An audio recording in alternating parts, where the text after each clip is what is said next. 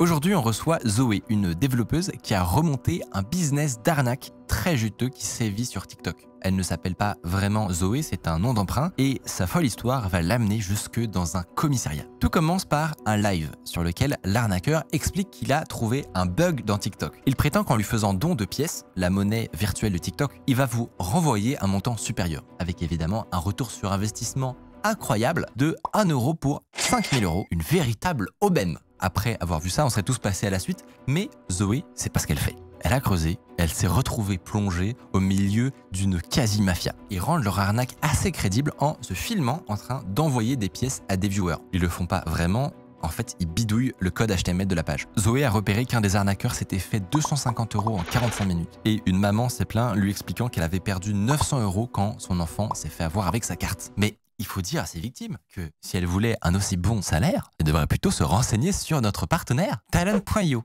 Cette transition. C'est le moyen le plus simple pour les ingénieurs logiciels de trouver un job qu'ils aiment, car c'est la première plateforme sélective européenne pour les talents du numérique. Et justement, ils ont sorti une étude sur 100 000 offres de leur plateforme pour détailler et analyser les salaires médians que vous pouvez espérer. Entre hausse des salaires en France, différence Paris versus région, c'est méga riche comme étude et vous pouvez y accéder gratuitement en vous inscrivant au Club des Talents dans la description. Vous aurez aussi accès à des articles et conseils exclusifs d'experts pour vous guider dans votre carrière technologique toutes les 2 semaines. Je me dis, je connais pas du tout TikTok. Je me suis dit, bon, peut-être c'est un glitch. Il y a peut-être une faille, on va tester. Donc, effectivement, c'était de l'arnaque. Et puis, donc, j'ai essayé de me plaindre. Et en fait, les commentaires étaient bloqués. J'avais aucun moyen de rentrer en contact avec les arnaqueurs. Donc, j'ai pris mon ordinateur. J'ai trouvé la même interface que les arnaqueurs. J'ai mis un papier avec le site de Pharos, pour que les gens puissent aller se plaindre aussi. Donc Pharos, qui est la plateforme pour signaler les arnaques. La plateforme du gouvernement qui permet de signaler toutes les arnaques et les dérives sur Internet. Et alors concrètement, tu lances toi des lives donc, avec ton compte, avec ta communauté, et qu'est-ce que vous faites? Et donc je marque attention, ce live est une arnaque. Donc là, il y a beaucoup de gens qui commencent à arriver, puisque beaucoup de gens s'étaient fait avoir. Et donc c'était un petit peu le moyen de se retrouver et d'en parler. Ce qui est incroyable, c'est du coup l'algo de TikTok est tellement fort qu'elle a dû être recommandée face à des gens qui ont vu le genre de live, ça qui est hyper drôle. T'as utilisé le truc contre, c'est hyper marrant. Et j'étais juste après, en fait, les lives que je bloquais pour beaucoup. C'est incroyable. Voilà. Et alors, le moyen de paiement sur TikTok, donc ce sont des fausses monnaies, comme ça se fait souvent. C'est un moyen de rentabiliser la plateforme qui est très dur à rentabiliser. Et eux, ils prennent un cut, en fait, sur toutes les ventes. Exactement. Après, c'est des on-dit, j'ai jamais trouvé vraiment d'article, mais c'est entre 50 et 70%. Ah ouais. Ah oui, non, ça déconne zéro. Ouais. Mais c'est vrai que oui, ils amassaient énormément d'argent avec ces lives. Ouais. En fait, les gens me disaient qu'ils signalaient, mais que TikTok ne répondait pas. Donc, j'ai réfléchi à une stratégie, on va dire, pour pouvoir justement supprimer ces lives. Pour hacker la modération. Pour hacker la modération, on va dire, pour déclencher les signalements. Je me suis dit comment une si grosse application pourrait modérer des lives sans y être, en fait. Donc, il y en a qui me disaient qu'il y avait des lives qui sautaient avec un stylo, par exemple. Les cigarettes. Dès qu'on affiche une cigarette, le live saute. Ouais. Oui. Donc, je me suis dit ça. Audio aussi. L'audio peut sauter. Les voix d'enfants sautent beaucoup plus facilement. Donc, il y a de la modération quand même. Donc, je me suis dit, OK, il doit y avoir un scanner. Ils ont dû calibrer des trucs. OK, on rentre ça. Voilà. Les utilisateurs vont faire des signalements. Ils vont balancer des phrases. Comment l'ordinateur peut les traiter? À travers des mots. Il y avait du monde sur les lives, donc j'ai commencé à sortir des post-it. C'est parti avec des post-it. Et donc, tu coordonnais tous les gens de ta communauté pour qu'ils aillent signaler les mots que tu leur donnais. Comme des bots vivants, en fait. Tout simplement. Elle avait un botnet. C'est incroyable. C'était quoi comme mot? Attention, danger, tous des mots percutants. Et en fait, on va les accoler, sans verbe, sans rien. T'as fait des strings de phrases, genre c'est incroyable. J'ai sorti donc le papier avec la méthode et là, bam, le premier live saute, d'un coup. Ça y est, t'avais trouvé le truc. Et là, on s'est dit boum, quoi. Ah, t'as dû kiffer. Ah, mais après, oui. Ça devait être trop drôle. Donc, avec le premier qui fonctionne, on continue, quoi. Donc là, c'est parti, on sort tous les post-it. Alors voilà, donc j'ai utilisé pas mal de post-it. On en avait qui cherchaient, donc qui scrollaient dans les lives pour trouver les arnaqueurs. On revenait sur mon live, je préparais le post-it, je balançais, tout le monde y allait, boum, ça sautait. Et vous étiez combien dans cette équipe Alors, à la base, on était 30 à peu près. Ah ouais, quand même. T'as fait ça pendant combien de temps? Je le fais jusqu'à aujourd'hui, il y en a toujours. Mais vraiment, donc avec les lives et tout ça, ça a duré, on va dire, un mois et demi. En record de durée de live, t'as fait combien? Le premier mois intense, j'ai fait entre 200 et 250 heures de live. Et avec une équipe qui était vraiment engagée. Ils étaient tout le temps sur mes lives. Un mois et demi de ça suffit à te détruire une industrie de scammers. Hein. Mais justement, en fait, ils en ont eu marre. Parce que j'ai vite été repérée. Ils ont tenté à la fin de se caler à mes heures de sommeil. Donc, ils entendaient que j'allais dormir, je coupe mes lives. Et comme ça correspondait plus aux heures d'audience, entre guillemets, c'était moi, je me couchais à 8h du matin. Donc, 8h à 9h, ils avaient du mal à arnaquer. Ils gagnaient plus d'argent, il y en a beaucoup qui se sont lassés, il y en a d'autres qui ont arrêté. Ce qui m'a interpellée, c'est qu'il y avait beaucoup d'enfants, mais des très très jeunes enfants. Dans les arnaqueurs, tu veux dire ? Ouais. D'accord. On voyait qu'ils étaient jeunes parce que leur voix, elle avait même pas mué. Et donc, comme ils ont vu que c'était moi qui coupais, ils ont tous débarqué sur mes lives. Donc, mon côté un petit peu éducatrice, où j'expliquais qu'en fait, ben non, c'est pas comme ça qu'on avance dans la vie, c'est pas en volant des mamans. Et là, ils ont flippé, les jeunes. Il y a des jeunes qui sont venus en off me dire attention, en fait, il y a quelqu'un qui nous dirige et c'est un adulte. Ah ouais. Quoi ? Et oui, j'ai eu la même réaction, ouais. C'est quoi ce cirque ? Et donc, attends, je prends des parties. Elle est incroyable cette histoire. Quoi ? Et donc je vois ça, voilà, il m'informe que tout s'organise sur Snapchat, qu'il y a des recrutements. Donc ça, c'est en off. C'est un jeune qui, alors, il aussi entre un peu je te menace et un peu je te donne des infos, voilà. Ah ouais. Oh, mais toi, tu dois pas être bien quand même quand tu reçois ça, là. Donc sur le coup, je vois que c'est beaucoup d'enfants et je me dis, il y a quelqu'un derrière. Et en fait, on m'explique que c'est un adulte qui a 20 ans. J'ai dit, les jeunes, quoi. Entre-temps, t'as pas eu de menaces ou de trucs Alors, concrets ? ils ont tenté, le réseau a tenté de m'impressionner. Ils ont fait des faux articles. Depuis 15 jours, les lives chinois sont en train d'être bannis pour rien. Une enquête. C'est écrit comme un gamin de 14 ans, ça m'explose. C'est un article qui parle de Girl Power. TikTok l'a bloqué sur les listes noires. Donc elle ne pourra plus voir au moins 1 million de live. Ah oui, ce n'est pas français du tout. C'est vraiment écrit à la zub, ça m'explose. Et donc le but, c'est de t'intimider. Oui. TikTok a débloqué les personnes qui s'étaient bannies pour rien. J'adore. Sur le coup, voilà, ils ont quand même tenté d'essayer de me faire flipper. Du coup, ils sont tous débarqués sur mes lives et dont la tête du réseau a débarqué sur mon live à un moment donné. Et alors, je lui dis, je ne lâcherai pas. Donc, il a essayé de m'impressionner. Puis au final... il t'a dit quoi ? Il me disait qu'il allait faire sauter tous mes comptes, qu'il allait me hacker, mais j'y croyais pas trop.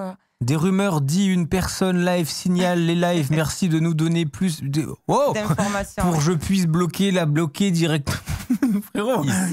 Ici, on fraude déjà 1 300 €. Il a 20 ans hein, quand même. Hein. Mais pourquoi il y a écrit ici, on fraude déjà 1 300 €? C'est son pseudo, alors, non ? ça, en fait, ça, c'est tous organisé sur Snapchat. Donc ça, c'est le groupe d'escrocs, en gros. Donc j'ai d'autres photos où il marque, par exemple, les recettes de la journée. Ce qu'il a réussi à arnaquer avec son équipe. Ah oui, ils sont organisés par groupe. Oui, c'est hyper organisé, en fait. Et donc, tu as les recettes finales de la journée. Et, voilà. Et quoi, c'est lui qui les dirige, il les motive Alors, il les motive, il leur promettait donc de l'argent. Il les drivait, quoi. Il en faisait ce qu'il voulait, quoi. En fait, ils avaient l'impression, ces petits jeunes, pour avoir discuté avec lui, celui qui gérait ça, il avait réussi, quoi. Il snappait des belles voitures. Et c'est pour ça que les jeunes ont pris conscience. En fait, tout est érodé parce que j'ai parlé donc avec la tête du réseau, parce que je lui ai dit, c'est pas bien de faire ça, quoi. Tu prends des enfants, j'ai dit là, par contre, toi, tu risques gros, parce que c'est bande organisée, et en plus, c'est des mineurs, quoi. Enfin, Mais c'est ça, je trouve que le risk-reward, il est...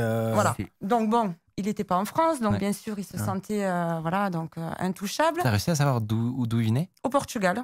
En fait, il prenait que des gamins, des enfants qui avaient de l'argent. Pour lui, il disait, voilà, moi, je prends que ceux qui ont du pognon, parce que eux, déjà, ils me balanceront moins. Et ces enfants-là, en fait, eux le faisaient. Moi, il y en a un enfant qui m'a dit c'était pour avoir le dernier iPhone que son père refusait de lui donner. Et un jour, ça allait un peu trop loin quand même. Qu'est-ce qui s'est produit J'ai eu un journaliste qui est venu donc, sur mes lives, je ne savais pas, et qui a sorti un article sur l'ADN. Ce n'était pas encore tout à fait clair, c'était vraiment au début. Et je me suis dit, bon, ok, je les coupe, quoi, je coupe les lives, je leur enlève de l'argent quand même, c'est leur business, quoi. Je me suis dit, au final, je ne sais pas qui est derrière. Si quelqu'un regarde dans Google et qui tape TikTok arnaque, il va de suite voir Girl Power. Du coup, là, c'est moi, voilà. Là, j'ai eu peur pour ça. Donc, par précaution, j'ai préféré aller au commissariat. Bon, ils m'ont pas du tout écouté. Hein. Ah oui, non, j'ai cru qu'ils allaient m'enfermer, ouais. Et j'étais arrivée au commissariat, donc un petit peu paniquée. Alors, J'ai trouvé un réseau d'arnaques sur TikTok. Je l'ai remonté. Ils me connaissent. Ils veulent m'empêcher. Ils veulent me faire. Ouais, mais et ils ont évidemment. Ah, mais ils m'ont regardé. Ils se sont dit, ils ont dû attendre de voir si ma crise allait s'arrêter, quoi. Donc là, heureusement que le journaliste de l'ADN m'a quand même aidé. Il avait un contact donc à la gendarmerie. Du coup, je suis partie aussi à la gendarmerie. Ça a été pareil. Ils m'ont pas cru jusqu'à temps qu'ils reçoivent l'appel de là-haut, quoi. Et qui leur dit non, recevez-la, c'est pas des blagues. Et du coup, j'ai fini là. Pour expliquer la situation. Pour expliquer la situation et demander surtout une protection au cas où. Bah, c'est ce qui est D'où le masque. D'où le masque. D'où le masque après, voilà.